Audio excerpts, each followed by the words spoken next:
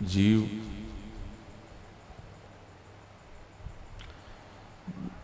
ભગવાનના શરણમાં આવે તો ક્રમશઃ કેટલી બધી વસ્તુ એને પ્રાપ્ત થઈ. સૌથી પહેલી તો યોગ્યતા, ત્યાર પછી યોગ્યતાના આધારે સાધન. એ સાધન થકી સર્ગ વિસર્ગ કરવા લાગે એટલે એને સ્થાન પોષણ વગેરેની પ્રાપ્તિ થાય.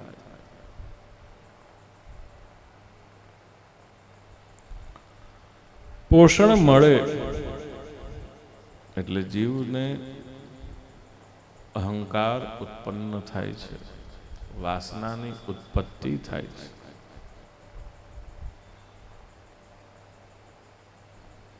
ક્યારે આપણને એ વાસનાનું બીજ રોપાઈ જાય એ ખબર નથી પડતી.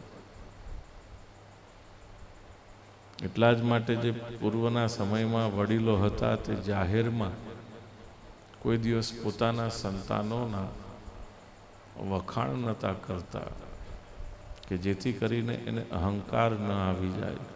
અહંકાર આવી જાય તો એની પ્રગતિ ત્યાં જ અટકી જાય.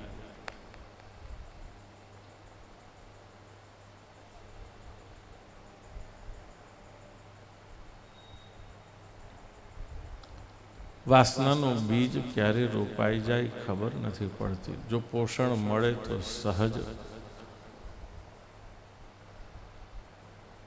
અંકુરિત થવા લાગે.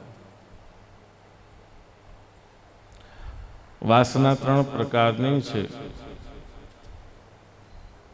અસદ એટલે એના દાખલા રૂપે હિરણ્યકશિપુ છે. સદ તો પ્રહલાદજી છે કે જે હાથે પગે બેડીઓ બંધાયેલી છે પણ છતાં કામ શું કરે છે? સખાઓને સમજાવે છે કે દના 3 અર્થ થાય. આપણા ઉપનિષદોએ બતાવ્યા. દ એટલે દયા, દ એટલે દમન, અને દ એટલે દાન. કે તમારા બધા પાસે ખાવાનું હોય અને મારી પાસે ન હોય તો તમને લોકોને એકલા એકલા ખાવું ગમશે ખરું? તો કે ના પ્રહલાદ, તને મૂકીને અમને કેમ ગમે ખાવાનું?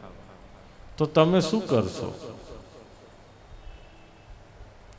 તો કે અમારી પાસે જેટલું છે એમાંથી એમ થાય કે થોડું થોડું અમે તને આપીએ. પણ એ ક્યારે શક્ય બને કે જ્યારે તમે તમારી ઇન્દ્રિયો ઉપર સંયમ કર્યો ત્યારે તમે ત્રીજો દ એટલે કે દાન કરી શક્યા. બહુ સુંદર વાત શીખવાડે છે પ્રહલાદજી પોતાના સખાઓને. કૌમાર આચરેત પ્રાજ્ઞો ધર્માન ભાગવતાનિહ.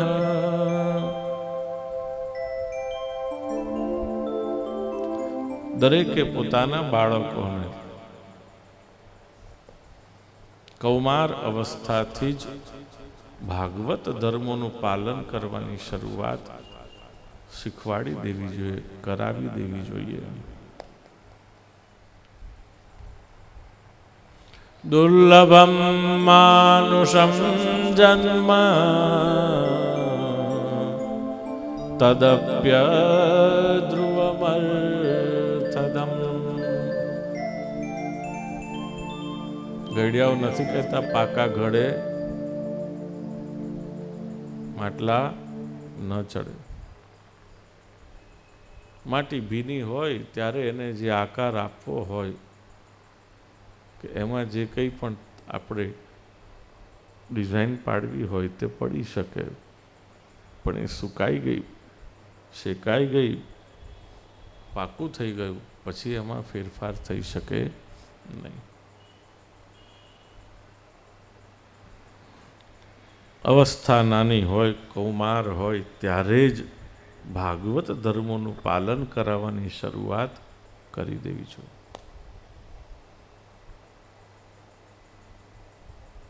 મનુષ્ય જન્મ દુર્લભ છે વાલા કુટુંબીજનો, અને જ્યારે મળ્યો છે તો એને આપણે કદર કરતા અને સરખી રીતે વાપરતા શીખીએ.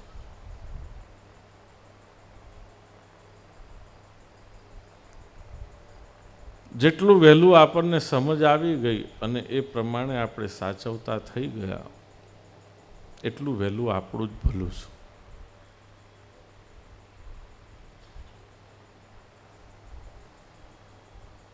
કેવા સરસ માતા પિતા મળ્યા હશે, કેવા એમને સારા સંસ્કાર આપ્યા હશે કે આજે જેમના 100 વર્ષ પૂરા થાય છે એવા ગાડા કાકાને આપણે બધા જ ભેગા કરી યાદ કરીએ છીએ, પોતાની કૃતજ્ઞતા પ્રગટ કરીએ છીએ, પોતાના અહોભાવ પ્રગટ કરીએ છીએ. આજે એમનો જન્મ દિવસ છે.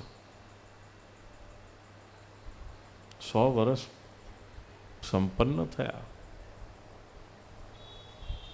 અને જોવાની ખૂબી કેવી, આજે જ કથામાં કૃષ્ણ જન્મ આવશે, વામન જન્મ, રામ જન્મ.